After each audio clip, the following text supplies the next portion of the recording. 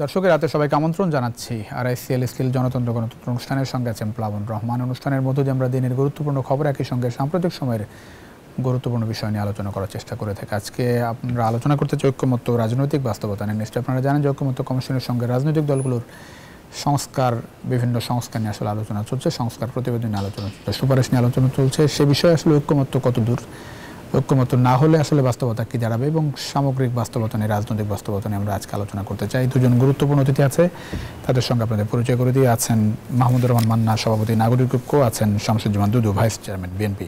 দুজনকে স্বাগত জানাচ্ছি জনতন্ত্র গণতন্ত্র অনুষ্ঠানে। মাহমুদুর রহমান মান্না, একটু শুরুতেই জানতে চাই যে ঐক্যমত্য কমিশনের সঙ্গে যে বিভিন্ন দলের বৈঠক হচ্ছে, সেই জায়গায় মানে ন্যূনতম ঐক্যমতের আশা দেখছেন কিনা? যেটিতে বলা হচ্ছে যে এর সঙ্গে নির্বাচন হওয়া না হওয়া, নির্বাচন বিলম্ব হবে নাকি সরকার ঘোষিত সময়ের মধ্যে নির্বাচন হবে, সেটিও নির্ভর করছে বলে মনে করেন কিনা?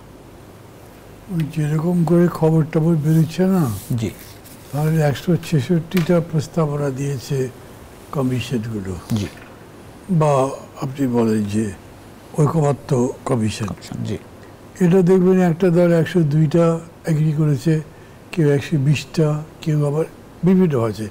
তো এটার মধ্যে থেকে তার মানে আপনি তো কমন অ্যাভারেজ 100-র কাছাকাছি পাবেন, কিন্তু তারপরে ঐক্যমত্য হয়েছে কিনা এই কথাটা বলা খুব মুশকিল। কেন?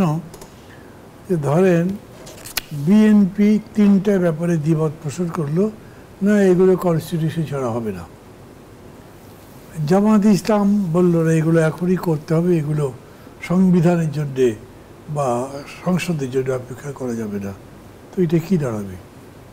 মানে এই জন্যে আমি প্রায় সময় বলি যে এরা যেরকম করে বলছেন, বা ডক্টর ইউনূস তো কয়েকবারই বললেন যে আমি ঐক্যমত্যের ভিত্তিতেই কেবল ইয়ে করবো, আর ঐক্যমত্য যেটা হবে সেটা ছেড়ে দিয়ে চলে যাবেন। জি, তো দেখা যাবে যে একদম বেসিক জিনিসেই যদি ঐক্যমত্য না হয় তখন কি করবে? যদি এরকম হয়, যেমন এখন দেখছি যে মানে ইসলামপন্থী দলগুলোর এই কনস্টিটিউশনকে কেন্দ্র করে অনেকগুলো প্রপোজিশন আছে যেটা বাকিদের সাথে প্রায় সময় মিলছে না। তো ওগুলো মিলবে কীরকম করে? একটা হয় যদি ধরেন যে ছোট ছোট বিতর্ক কথাবার্তা বলে বলে শেষ করা গেল, কিন্তু যে বিতর্কটা থিওরিটিক্যাল, ইডিওলজিক্যাল, ওইটা কিন্তু আলোচনা করে নিষ্পত্তি হতে পারে না। এখন আপনি বিশ্বাস করেন যে আমার দেশে সেকুলার কনস্টিটিউশন দরকার, উনি মনে করেন না আমাদের দেশে ধর্মভিত্তিক কনস্টিটিউশন দরকার, এটা তো আলোচনা করে নিষ্পত্তি হবে না এত অল্প সময়। এইসব দিক থেকে আমি যদি আমার কথা বলি, আমি জানি না যে প্যান্ডোরার বাক্সটা খোলা হয়েছে, এটাকে বন্ধ করবেন কীরকম করে।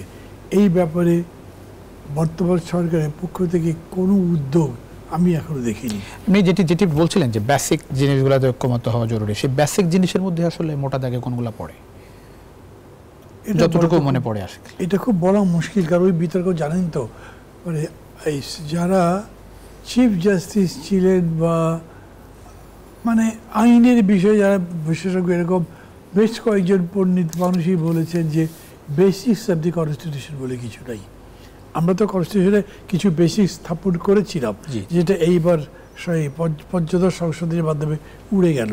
তো ওই অর্থে বেসিক্স অব দি কনস্টিটিউশন মানে তাহলে আপনি বলবেন গণতন্ত্র, ধর্মনিরপেক্ষতা, জাতীয়তাবাদ ইত্যাদি। তো আপনি তো রাষ্ট্রের সঙ্গেই একভাবে চেঞ্জ হয়ে যাচ্ছে। আপনার এটাকে পিপলস রিপাবলিক অফ বাংলাদেশ বলবেন নাকি বলবেন না, বা কী নামে ডাকবেন, বা সেরকম করে এই সব বিষয়গুলোতেই সবগুলোতে বেসিক্স বলা যায়। আর সরকার যেটা, গত সরকার যেটা বেসিক্স বলেছিল, তাতে তো অলমোস্ট 1/3 অফ দি কনস্টিটিউশন বেসিক্সের মধ্যে পড়ে যায়। তো সেদিক থেকে আমি মনে করি যে ওরকম কোনো বেসিক্স ব্যাপারে ঐক্যমত হয়েছে যার উপর আপনি খুব নির্ভর করতে পারছেন, তা আমার মনে হয় না। তারপরেও আপনি আমাকে প্রশ্ন করতে পারেন তার মানে আপনি কি সংস্কারের ব্যাপারে মোটেই আশাবাদী নন? আমি মনে করি ন্যূনতম সংস্কার করে একটা গ্রহণযোগ্য নির্বাচন করার জন্য যতটুকু সংস্কার করার দরকার, সেই ব্যাপারে একটা জাতীয় ঐক্যমত্য ইতিমধ্যে প্রতিষ্ঠিত হয়েছে। জি, শামসুজ্জামান দুদু, আপনার কি তাই মনে হচ্ছে একটা বেসিক জায়গায় সব দল একমত হয়েছে এখনো তো আসলে মানে আজকেও অধ্যাপক আলী রিয়াজ উনি বলেছেন যে ন্যূনতম ঐক্যমত্য ছাড়া আসলে মানে কঠিন একটু গ্রহণযোগ্য নির্বাচন করা, গণতান্ত্রিক রাষ্ট্র গঠন করা, এবং সেই পথে কি আসলেই এগোতে পেরেছে মনে করে ঐক্যমত্য কমিশন? আমার কাছে যেটা মনে হয়, আপনাকে ধন্যবাদ, মান্না ভাইকে শুভেচ্ছা। আমার কাছে যেটা মনে হয়, আমি তো লালন দেশের লোক, অধিক সন্ন্যাসীর গাজন নষ্ট। এখন যেটা হচ্ছে, এদের মূল কাজটা কি? গণতন্ত্রে ফেরা। গণতন্ত্রে এতদিন ছিল না, স্বৈরতান্ত্রিক একটা বিধি ব্যবস্থার মধ্যে 15টা বছর কোনো নির্বাচনই হয় না, জালিয়াতির একটা নির্বাচন। সেই জায়গা থেকে আমরা মুক্তি পেয়ে গণতন্ত্রে আমাদের ফিরতে হবে, এটা বেসিক ব্যাপার। তো কিছু কিছু যেমন Dhaka university political science department আছে, ইকোনমিক্স ডিপার্টমেন্ট আছে। জি। তো পলিটিক্যাল সায়েন্সের আমি নিজেও রাষ্ট্রবিজ্ঞানের ছাত্র। তো ওখানে তো আমার যারা সম্মানিত শিক্ষক ছিলেন, বলেন না শিক্ষক, সবাই কেউ কেউ মারাও গেছেন, তারা তো রাজনৈতিক নেতা না, কিন্তু রাজনৈতিক নেতাদের তিনি পড়িয়েছেন, তারা একেবারে সরাসরি ক্লাসে পড়িয়েছেন। তো এখন যারা আছেন, এই ডক্টর আলী রিয়াজ একসময় ছাত্র রাজনীতি আমার সহপাঠী বলা যায়, একসঙ্গে আমরা ইলেকশনও করেছি ডাকসুতে, জি জি, আমাদের সিনিয়র মান্না ভাই। তো সে এখন এসে এক জায়গায় দাঁড়াইছে। আমার কাছে মনে হয়েছে যে মূল কাজ থেকে আমরা সরে গেছি। একটা ভালো নির্বাচন দরকার, মানুষের মতামতের ভিত্তিতে একটা পার্লামেন্ট দরকার, একটা সরকার দরকার। সেই পার্লামেন্টেই যাদেরকে জনগণ পাঠাবে, তারা বেসিক ব্যাপারগুলো যেগুলো করবে, কথা বলবে, সেই জায়গায় শুধু রাজনৈতিক দলই সব করবে এটা কিন্তু মানে ভাবনা। এখানে বিশিষ্ট ব্যক্তিরাও আছেন, অনেক অনেক মহল আছেন, কাজ করতে পারে, কিন্তু ওই জায়গায় যেতে হবে।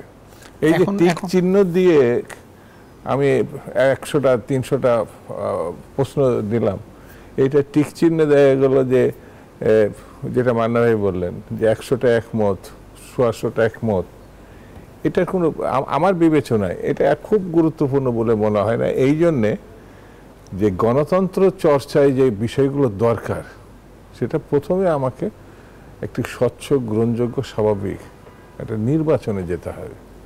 তার জন্য বেসিক যে কাজগুলো যতটা সম্ভব সংস্কারে, সেটা আমার মনে হয় না যে রাজনৈতিক দলগুলোর সঙ্গে বসলে দু একটা সিটিংয়ে সেটা সম্ভব। ভাই, যেটা হচ্ছে বাংলাদেশে যে গত 15 বছর বা যেটা বলে যে বিগত সব সরকারই বাংলাদেশে যে কাঙ্ক্ষিত গণতন্ত্র আসলে ডেভেলপ করেনি, বাংলাদেশে প্রতিষ্ঠান ধ্বংস হয়ে গেছে এবং সব প্রতিষ্ঠান আসলে সরকারের মতো করে চলে। তো সেই জায়গায় অনেকে বলছেন যে এই যে সরকার এখন, এই সরকারের সময় একটা সুযোগ কিছু সংস্কার আসলে করে। না না, আমি এটা বিশ্বাসই করি না। রাজনৈতিক দলগুলোকে দায়িত্ব নিতে হবে। তারা যখন পারবে না, তাদের যে ঘটনার মুখোমুখি হতে হয়, তার জন্য তারা যে কষ্ট ভোগ করে, তারা যে জেল খাটে, তারা যে পরিস্থিতির সৃষ্টি অপমানিত হয়, সেটা তো কম না। এই যেমন 111-এর কথা বলি, আজকে যিনি এখন প্রধান আছেন, উনি 111-এর রাজনৈতিক দল গঠন করতে চেয়েছেন, দীর্ঘ সময় পাননি বলে সেই সময় তিনি ওই যে প্রধান উপদেষ্টার দায়িত্ব নেননি, রাজনৈতিক দল গঠন করেও সেখানে ব্যর্থ হওয়ার পরে তিনি সরে গেছিলেন। এটা আমি তার দোষ দিচ্ছি না, তার একটা কিছু করার ইচ্ছা, কিন্তু রাজনীতির বিষয়টি তিনি এনজিওর মধ্যে দিয়ে করতে চাচ্ছেন, এখনো করতে চাচ্ছেন। তার যা কিছু মানে সঙ্গী সাথী এখন উপদেষ্টা, সহকর্মী, তার 80%ই হচ্ছে এনজিও থেকে আসা। সেই জন্য আমার মনে হয়েছে যতক্ষণ পর্যন্ত রাজনৈতিক দলের নেতৃবৃন্দ, ছোট বড় রাজনৈতিক দল, তারা একটা পরিস্থিতির মধ্যে না আসবে, তারা একটা ঐক্যমতের জায়গায় না পড়ার, তাদের সাফল্য ব্যর্থতা। যেমন বিএনপি, এখন আমি বিএনপি করি, আমি বলি বিএনপি যখনই নির্বাচনের কথা বলছে, তখন মনে হচ্ছে একটা মহল প্রচার করছে যেন বড় অপরাধ করে ফেলেছে।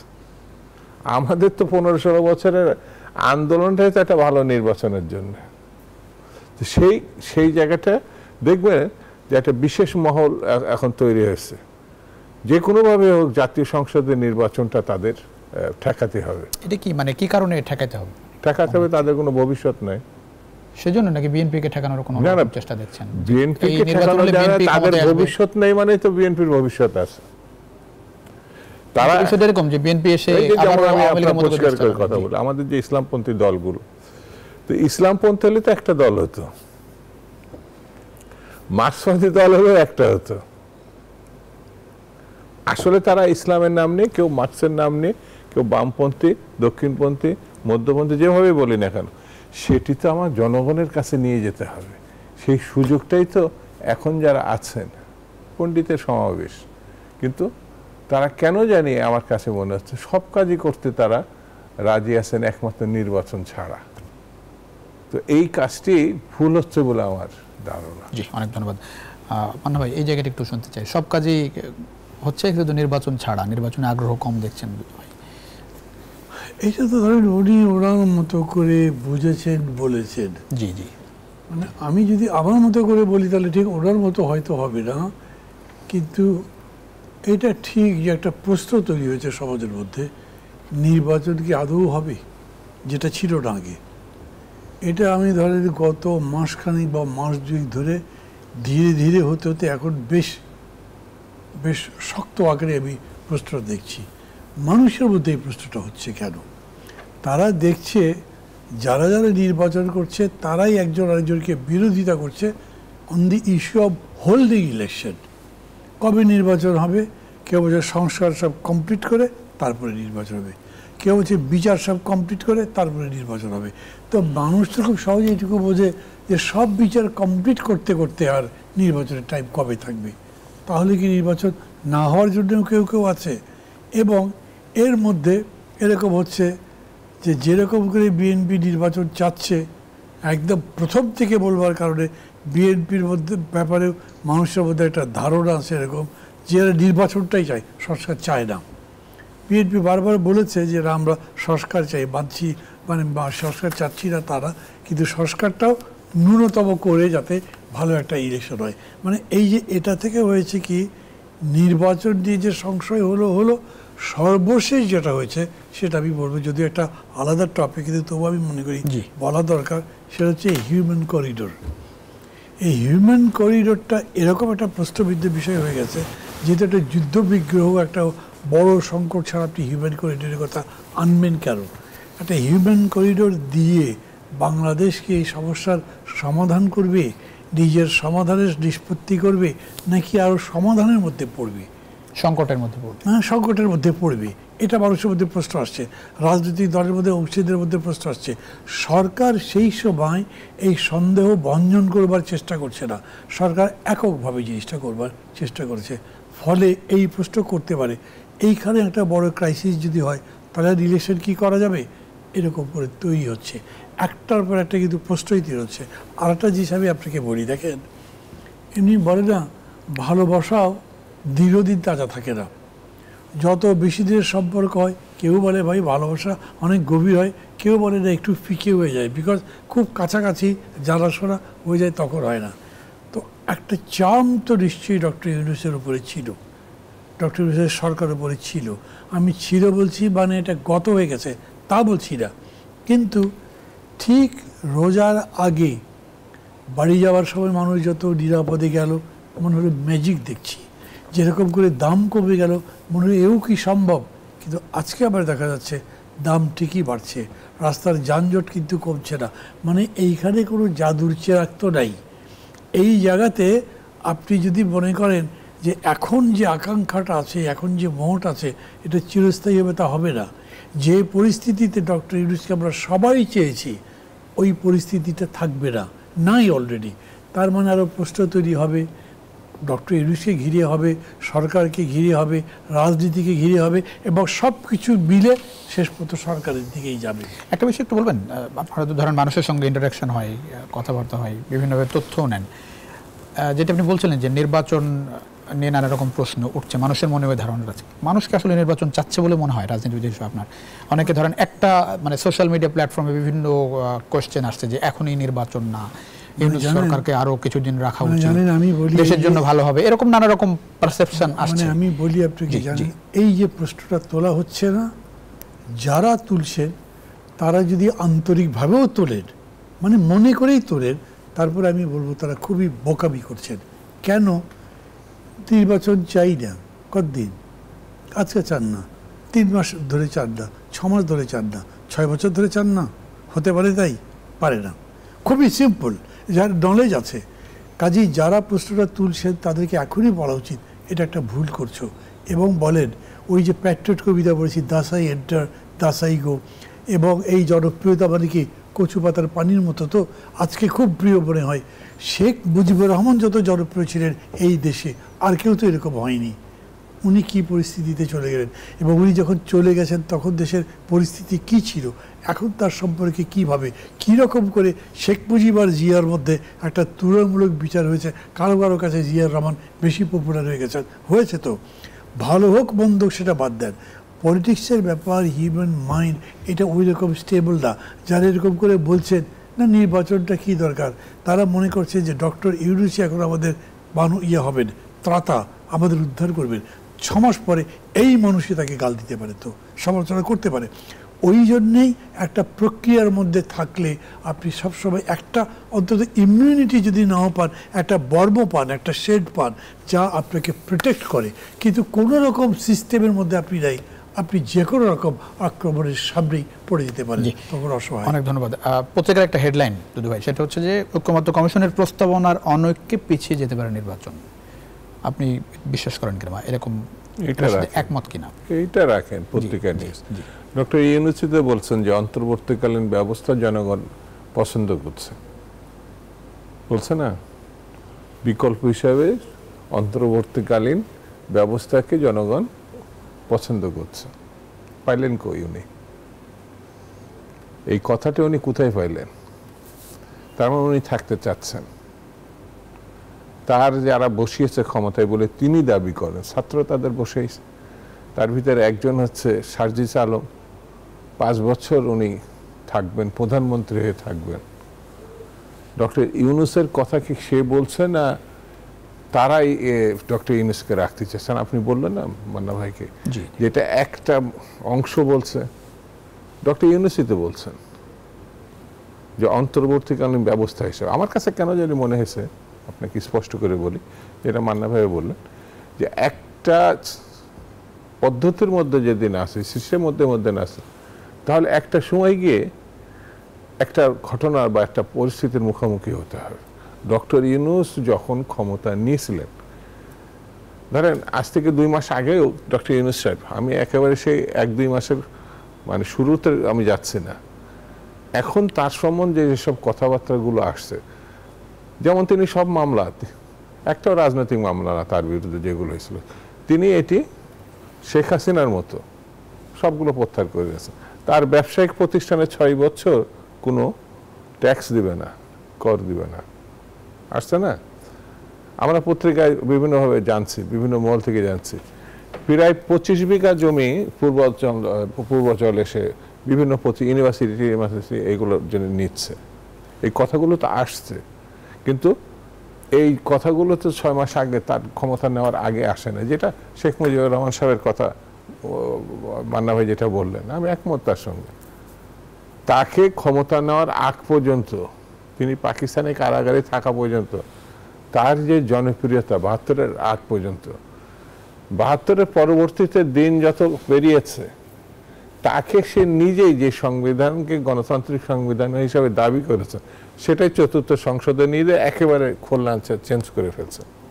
তো শেখ মুজিব আর ডক্টর ইউনূস আমি যেটা সামনে রাখি, তো ওই 3 বছর, ওই 2 বছর, ওই 1 বছর ডক্টর ইউনূসের যাতে রেখে দিয়ে এগোই, তারপরে কি? সেই জন্য আমার কাছে মনে হয়েছে এমন একটা প্রশ্ন ঘুরপাক খাচ্ছে, যেটা অন্তর্বর্তীকালীন সরকার নয়, আমাদের সংবিধানে কেয়ারটেকার তত্ত্বাবধায়ক ব্যবস্থা ছিল, সেটি শেখ হাসিনা বাতিল করিয়েছে কোর্টের মাধ্যমে। তিনি পার্লামেন্টে এটাকে জায়েজ করছেন, তিনি এটার জন্য আন্দোলন করেছিলেন। এখন যদি সেই দাবি সামনে চলে আসে, তাহলে তিনি এটাকে এড়িয়ে যাবেন কি করে? আমার কাছে মনে হয়েছে কেউ কিন্তু সংস্কারের বিরোধিতা করেনি, ইনক্লুড বিএনপি, কোনো রাজনৈতিক দলই বিরোধিতা। বিএনপি স্পষ্ট করেছিল একটা ভালো নির্বাচনের জন্য যৌক্তিক সময়ের মধ্যে আপনার এই কাজটা শেষ করে একটা নির্বাচনে যাওয়ার জন্য কি অফারটা কি? আমরা তো নির্বাচনে যেতে চাচ্ছি, বিএনপি থেকেও জনপ্রিয় পার্টি যদি ইতিমধ্যে চলে আসে তারা তো সরকারে যাবে, ভোটে জিতবে, তারা কেন এখনো পর্যন্ত বিরোধিতা করছে? এমনকি আমি ব্যক্তিগতভাবে মনে করি ডক্টর ইউনূসের যদি মনে হয় যে রাষ্ট্র পরিচালনার জন্য তার দীর্ঘ সময় দরকার, তিনিও কিন্তু ওই নির্বাচনে অর্থাৎ এখানেই থাকতে হবে এমন কোনো কথা নেই, একটি দল করতে পারেন যেটা আগে উদ্যোগ নিয়েছিলেন, সেখানে তিনি জয়েন করতে পারেন, কারণ এটা অসাধারণ ব্যক্তিত্ব, তো তাকে তো সবাই পছন্দ করছে, মানে সোশ্যাল মিডিয়ায় দেখলে মনে হয় যে সে ছাড়া অবতার হিসাবে তিনি নেমছেন। আমি নিজে পছন্দ করি তাকে, কিন্তু ইলেকশনে দাঁড়ালে কি হবে এই জায়গায় তার আস্থাহীনতা তার নিজেরই আছে।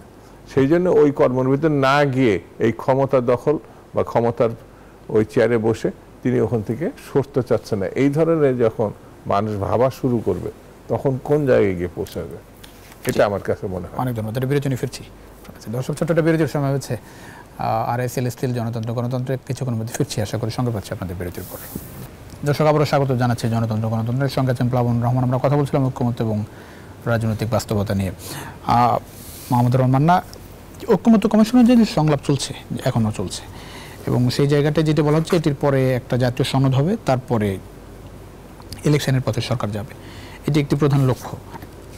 সেই জায়গায় যদি অনৈক্য তৈরি হয়, বেসিক কিছু বিষয় আপনি আগেও বলছিলেন, মানে আমার কাছে মোটা দাগে যেটি মনে হচ্ছে সেটি হচ্ছে একটু জিজ্ঞেস করি, সেটা ধরেন প্রধানমন্ত্রীর ক্ষমতা নিয়ে কথাবার্তা আসছে এবং এটি বেশি সমালোচিত হয়েছে, বিএনপি জায়গায় তাদের কিছু অবজারভেশন দিয়েছে।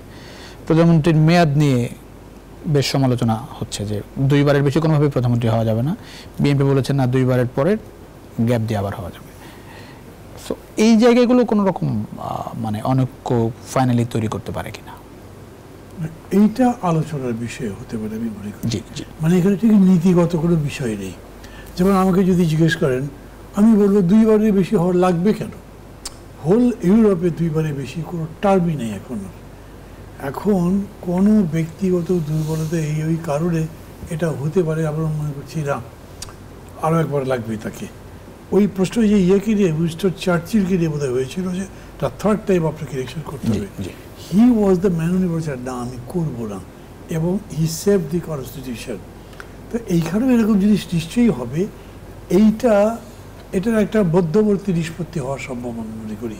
এরকম আরও কিছু কিছু বিষয় আছে, ধরেন যেমন আপার চেম্বার লোয়ার চেম্বার নিয়ে কথাবার্তা হচ্ছে।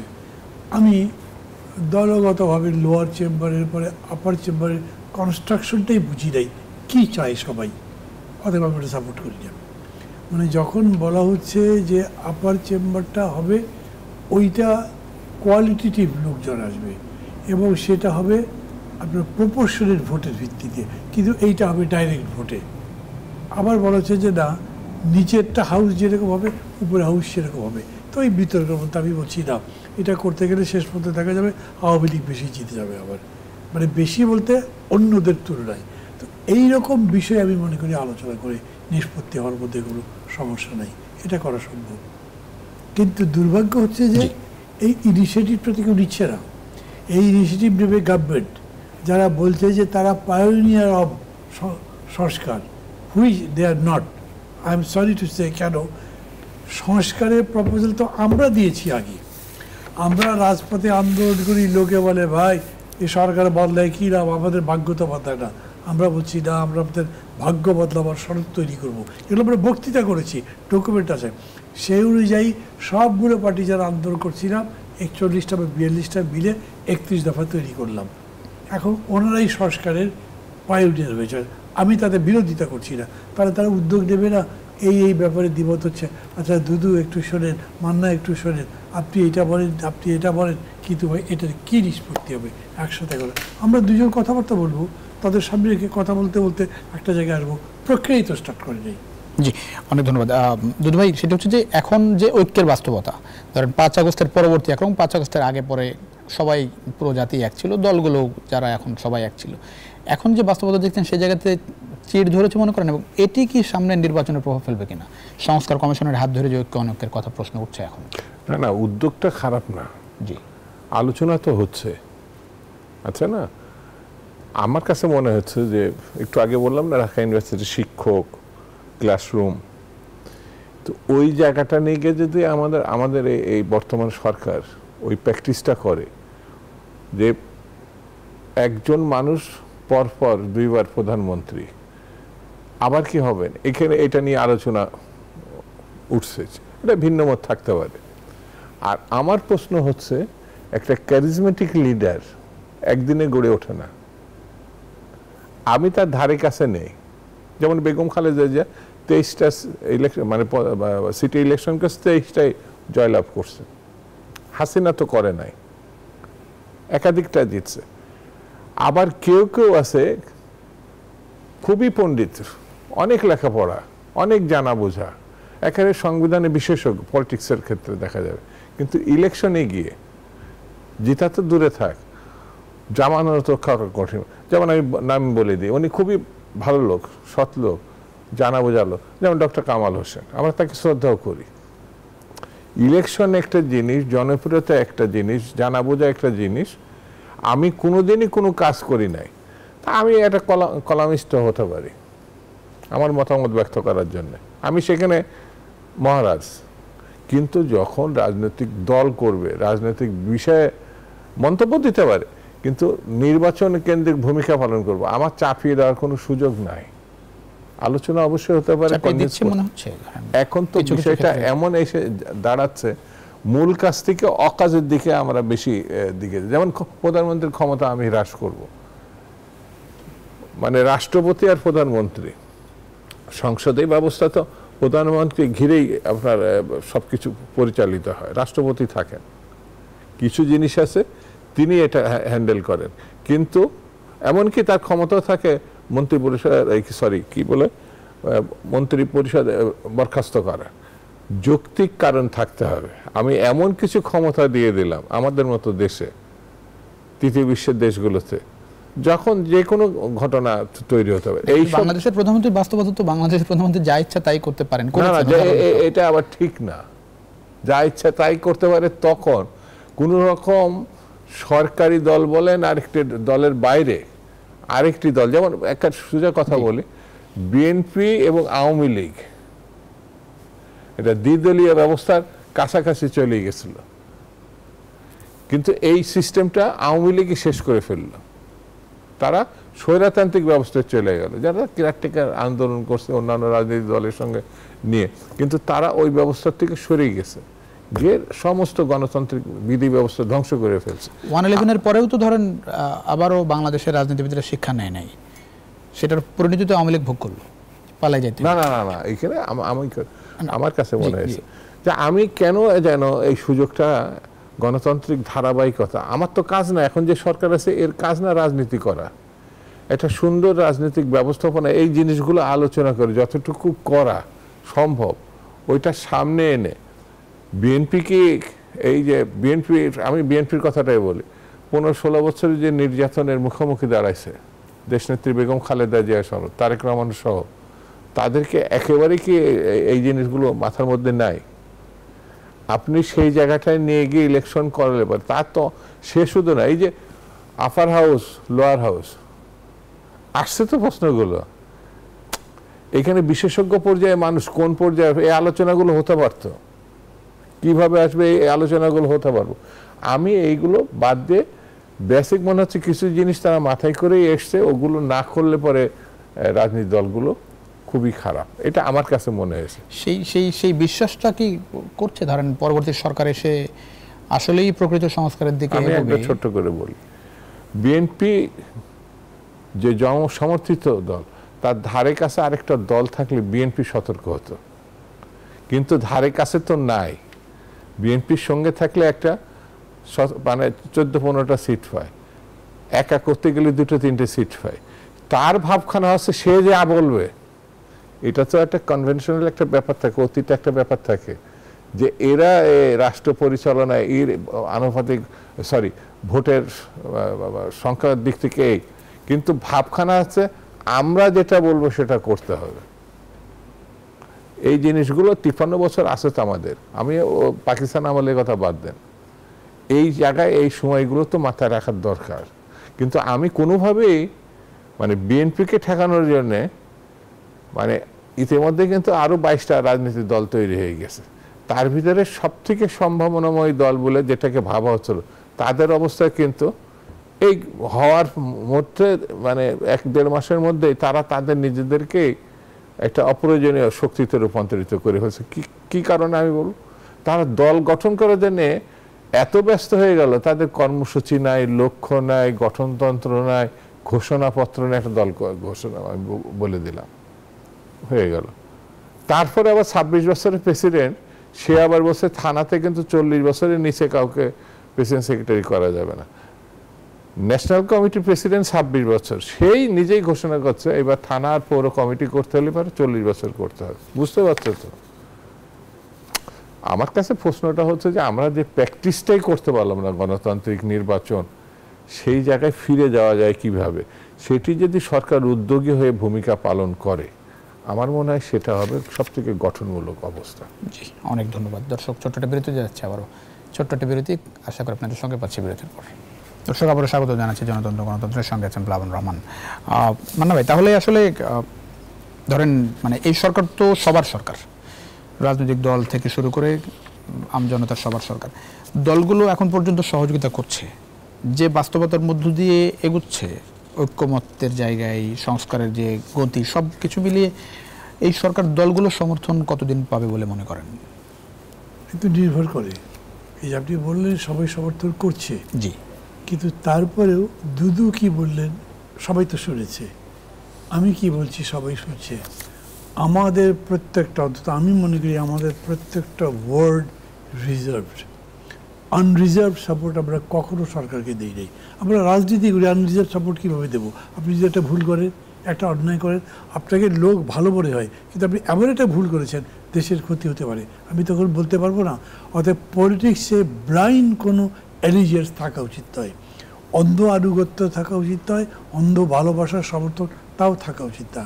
ডক্টর ইউনূস এখন এই যে, যদিও আমি আবার বলছি সাবজেক্টটা নাই, কিন্তু হিউম্যান করিডোর দিলেন যে, এইটা দিয়ে আমি কি শেষ পর্যন্ত বিশ্ব শক্তির দ্বৈরথের মধ্যে, তাদের দ্বন্দ্বের মধ্যে পড়ে যাচ্ছি? আমি তার বিরোধিতা করব না। ঠিক একইভাবে আমি বলছি, এখনই আপনি ভোটের কথা বলছেন, যেই রকম করে ভোটের বয়স টয়স সব কমিয়ে দিচ্ছে, যারা এমনিতে ইউনিভার্সিটি ভর্তি হবার মতো তাদেরকে এত বড় জায়গা সব দেওয়া হচ্ছে, এগুলো তো দেওয়া হয়েছে। এই কারণে আমি মনে করি দিন যত যেতে থাকবে, ডক্টর ইউনূস যদি ভুল করতে থাকেন, তাহলে সেই জায়গাগুলোতে তার সমর্থন তো চলে যাবেই। এটা মানে আমি তাকে পছন্দ করি অপছন্দ করি তার তো বিষয় নয়। এটা বিএনপি কত তাড়াতাড়ি ভোট চাই, খুব ক্ষমতার জন্য পাগল হয়েছে কি হয়নি, ওইটা বিষয় নয়। আপনি যদি মিস্টেক করেন, মিস্টেককে মিস্টেকই বলবে পলিটিক্যাল পার্টিগুলো তো আপনাকে অযথা সমর্থন করবে না। ডক্টর ইউনূসের বোঝা দরকার, উনি একটা রাজা, অলমোস্ট প্রজা ছাড়া। তার সাথে কি রাজনৈতিক দল তো নন তিনি, উনি এই সাধারণ সমর্থনের উপরে নির্ভর করে। সবার সঙ্গে উনি যে ইন্টারাকশন করবেন, উনি বিদেশি মিডিয়ার সাথে কথা বলেন, খুব কমফোর্টেবল। উনি যত কথাবার্তা সব বিদেশি মিডিয়াতে বলেন, দেশি মিডিয়াতে আমি কথাই দেখি না।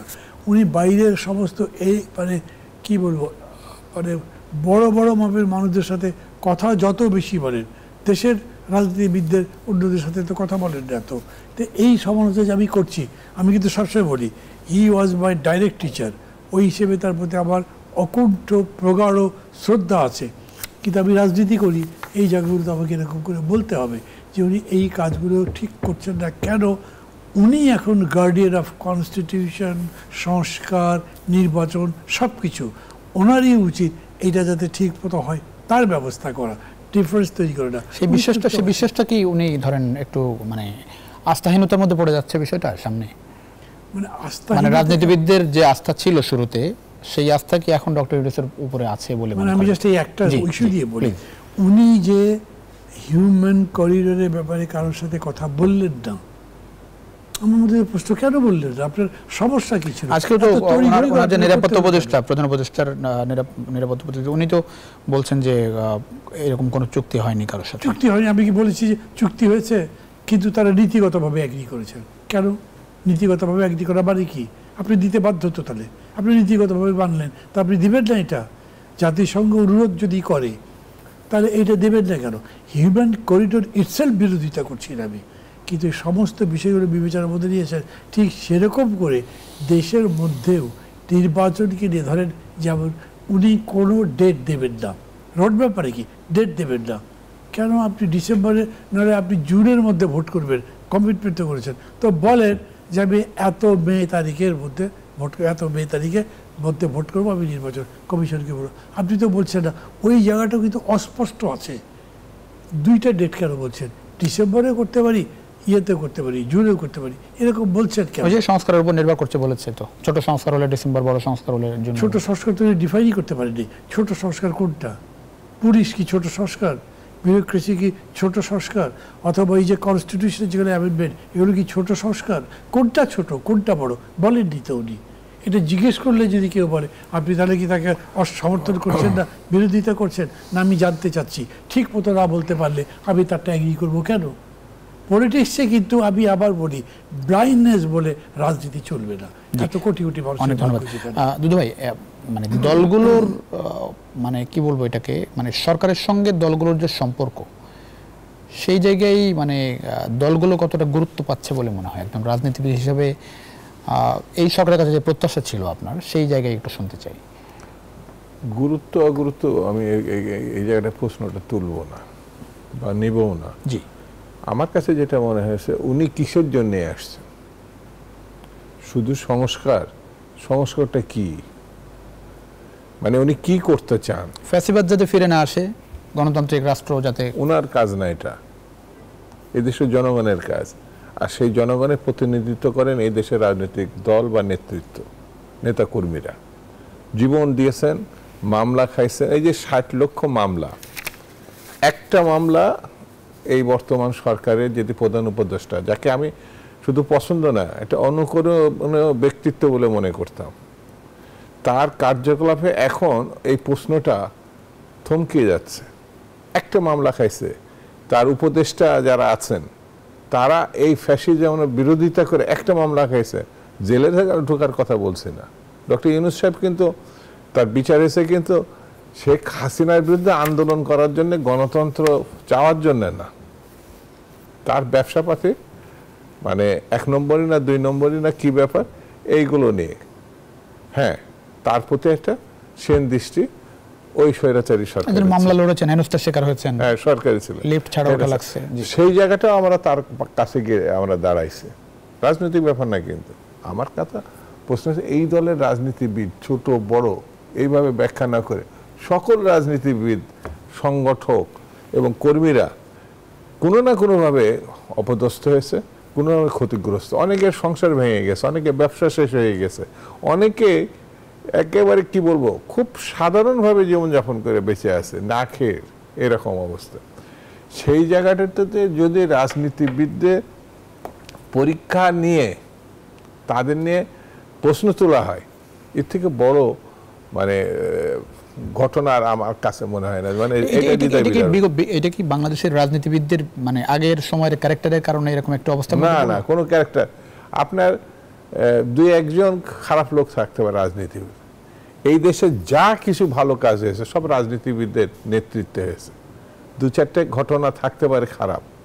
আজকে যারা আছে, বললাম না আমি, এত বড় বড় সব পণ্ডিত, একবারের জন্য রাস্তায় এসে দাঁড়ায় নাই, একবারের জন্য তারা ঝুঁকি নেয় নাই, তারাই আজকে সবক দিচ্ছে রাজনীতিবিদদের। আমার কাছে প্রশ্ন হচ্ছে যে কে ভালো কে মন্দ? আপনি ওই কুলিমজুর, ওই খেটে খাওয়া মানুষ যারা মুক্তিযুদ্ধে মানে লুঙ্গি পরে গিয়ে খালি পায়ে খালি গায়ে ছুটছিল, আপনি তাদের যে ত্যাগ, তাদের যে উদ্যোগ, তাদের যে লড়াই, এটাকে বাদ দিয়ে আপনি বাংলাদেশকে তো চিন্তা করা যাবে, তাদেরকে আমি কেন ক্ষমতা দিচ্ছি না? একেবারে শেষ পর্যন্ত ইলেকশন কবে দেখছেন?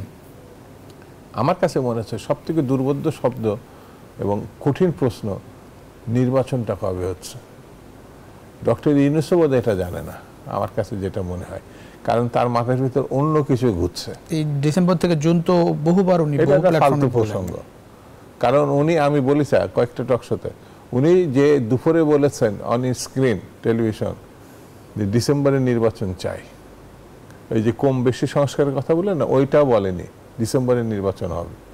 সেই দিনের দিবাগত রাত্রে প্রেস রিলিজ দেশ প্রেস রিলিজে বলেছে জুন হতে পারে। তো যে দেশে বাসের থেকে কুঞ্চিত দর বেশি, সেই দেশে সার্টেনলি কোনো মানে নির্দিষ্টকরণ করে কোনো কথা বলা খুব কঠিন। জি, তার মানে আপনি এখনো বিশ্বাস করেন না নির্বাচন কবে হবে? বিশ্বাস করা বেশ না, এর সম্ভাবনাই নাই। জি, অনেক ধন্যবাদ। মান্না ভাই, আপনার কি মনে হয় যে ইলেকশন কবে দেখছেন? ডেট কীরকম করে বলবো, মানে ধরেন যে ডেডলাইন দেওয়া হচ্ছে ডিসেম্বর থেকে জুন, এর মধ্যে সম্ভাবনা দেখছেন কিনা? আমি এটা মনে করি নির্বাচনের কোনো বিকল্প নেই, নির্বাচন হতে হবেই। মাঝে থেকে অন্য কোনো কায়েমি স্বার্থ বিভিন্নভাবে ব্যাখ্যা করা যেতে পারে, তারা খেলে দিলে সেটা সামাল দিতে পারবেন ডক্টর ইউনূস, সেটা মনে করি। সেটার পরিণতি কি হবে? একথা কিন্তু স্পষ্ট বলি, ডক্টর ইউনূস নিজে ক্ষমতার লোভ করে ষড়যন্ত্র করে নির্বাচন পিছিয়ে দিচ্ছেন উনি, এটা আমি মনে করি না, এই অভিযোগ করছি না। এই সরকারের মধ্যে কে কে কী করে তা জানি না, কিন্তু সরকার বাই অ্যান্ড লার্জ যদি একটা এন্টিটি হয়, তারা নির্বাচন দেবে না, ষড়যন্ত্র করছে, এরকম আমি মনে করছি না। কিন্তু এমন কিছু কিছু ঘটনা ঘটছে যা থেকে নির্বাচন নিয়ে আমি নই, সাধারণ মানুষ প্রশ্ন করছে, ভাই নির্বাচন হবে তো? সেটার পরিণতি কি দাঁড়াবে সামনে? এটার পরিণতি খারাপ হবে, ভালো হবে না কোনোভাবেই। এবং কত খারাপ সেটা তো আমি বলতে পারবো না, কারণ কীরকম করে সে নির্বাচনটা পিছিয়ে যাবে। এখন ধরা গেল কোনো একটা ইস্যু তুলে কেউ রাস্তায় নেমে গেল, একটা হরতাল ডেকে দিল, মারামারি ডেকে গেল রাস্তার মধ্যে। এইটা মানে এইরকম সময়ে পৃথিবীর বহু দেশে নির্বাচনকে কেন্দ্র করে সিভিল ওয়ারও হয়ে গেছে। আমি অতদূর সম্ভাবনাকে এখন দেখছি না, কিন্তু ভয় পাচ্ছি এটাকে যতখানি গুছিয়ে নিয়ে যাওয়ার দরকার ছিল তা তো হচ্ছে না, পারা যাচ্ছে না। দলগুলো তো ধরেন এখন পর্যন্ত সহযোগিতা করছে, আমি সেটা বলছি। আমি দলগুলো তো ওই অর্থে কোনো দোষই দেখছি না। ইভেন ধরেন যে বিএনপি চাচ্ছে না আগে জাতীয় সংসদ, বা আমরাও চাচ্ছি, জামাত বলছে না আগে স্থানীয় সংসদ, আমি দুজনের কোনো দোষ ধরছি না। ডক্টর ইউনূস বা সরকার ডেকে বলতেই পারে যে আগে কিভাবে স্থানীয় সংসদে নির্বাচন হবে, এ তো 2 বছর লাগবে, তুমি কেমনে চাও, বলতে পারেন না, কিন্তু উনি বলছেন না। কেন? এই না বলার রিজনটা কি? উনি কি বোঝেন না? এটা আমার মধ্যে প্রশ্ন। আবার বলছি, ফুল রেসপেক্ট, তার প্রতি সমস্ত শ্রদ্ধা রেখে বলছি, এমন কতগুলো টিটবিটস আসছে যেগুলো উনি নিজেই পারলে সমাধান করতে পারেন, কিন্তু উদ্যোগটা দেখছি না। আমরা আশা করি যে এই মানে প্রশ্নের উত্তরগুলো আসলে খুব স্পষ্টভাবে সরকারের তরফ থেকে আসুক, যার কারণে হওয়া উচিত, জি উচিত, যাতে করে সবাই আসলে স্বস্তির মধ্য দিয়ে আসলে দিন কাটবে। অনেক ধন্যবাদ দিতে হচ্ছে দুজনকে। দর্শক, এই ছিল আজকে জনতন্ত্র গণতন্ত্র। আমরা আশা করি সরকারের পক্ষ থেকে স্পষ্ট রোডম্যাপ আসুক এবং রাজনীতিবিদ থেকে সাধারণ মানুষ সবার মধ্যে আসলে স্বস্তি বিরাজ করুক, বিশেষ করে কাঙ্ক্ষিত নির্বাচনের জায়গাটা। অনেক ধন্যবাদ আমাদের সঙ্গে থাকার জন্য।